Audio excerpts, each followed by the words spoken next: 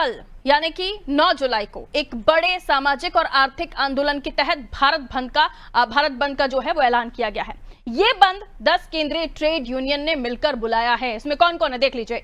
Bank, बीमा, डाक, कोयला, खदान, हाईवे और कंस्ट्रक्शन के साथ ही अलग अलग सेक्टर जिनके करीब 25 करोड़ से ज्यादा कर्मचारियों के शामिल होने की उम्मीद है। इस विरोध प्रदर्शन को भारत बंद नाम दिया गया है। यूनियंस का कहना है कि सरकार की नीतियां कंपनियों को फायदा पहुंचाने वाली हैं और मजदूरों के खिलाफ हैं। ग्रामीण भारत से किसान और खेतिहर मजदूर भी इस बंद में शामिल होंगे। ट्रेड यूनियंस का यह भी कहना है कि केंद्र सरकार पिछले 1 दशक से श्रमिकों के हितों की अनदेखी कर रही है।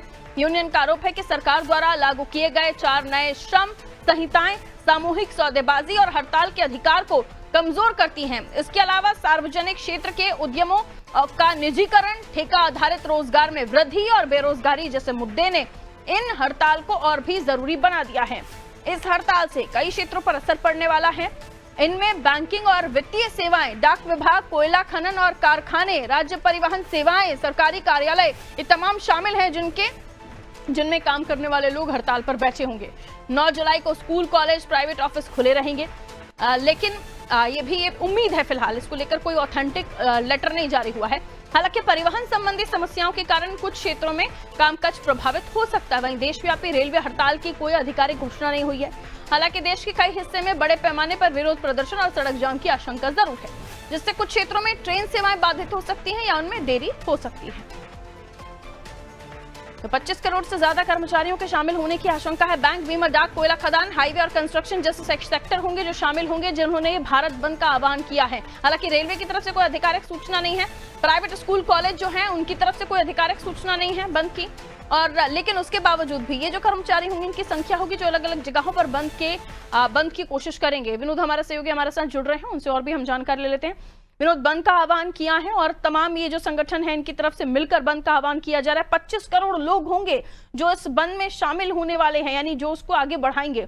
इनकी कई सारी समस्याएं हैं जो हम देख रहे हैं। किसानों की अपनी बात है, बेरोजगारी की बात है, एक मल्टी लेवल इनका कॉम्पैक्ट है तैयार, जिसकी वजह से ये जो प्रॉब्लम्स लेकर ये आगे भारत बंद का ऐलान कर रहे हैं। क्या कुछ उसके पीछे? अनम्यूट कर लीजिएगा विनोद आपका डिवाइस।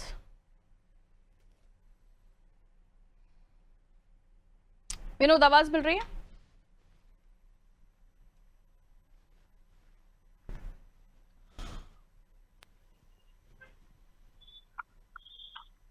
विनोद, आवाज जी कहिए। कल जिस तरह से देखा जाए 10 से ज्यादा ऑर्गेनाइजेशन ने एक साथ बंद का आह्वान किया है, तो कहीं ना कहीं जो बैंक सेक्टर है तो कहीं ना कहीं लेन देन से बहुत ज्यादा फर्क पड़ेगा।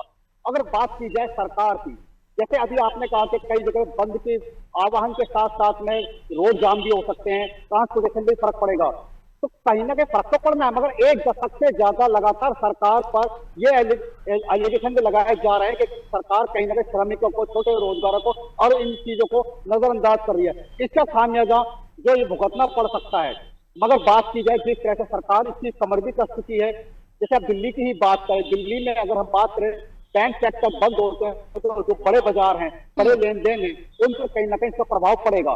साथ में डाक विभाग भी है, तो छोटी छोटी चीजों को लेकर आज के दिन देखा जाए तो डाक पर कम निर्भर है, मगर बहुत सी चीजें हैं जो आज भी डाक से सुचारू रूप से चल रही हैं। अब बात किया इंश्योरेंस सेक्टर की, तो इस पर भी इसका प्रभाव जरूर देखने को मिलेगा।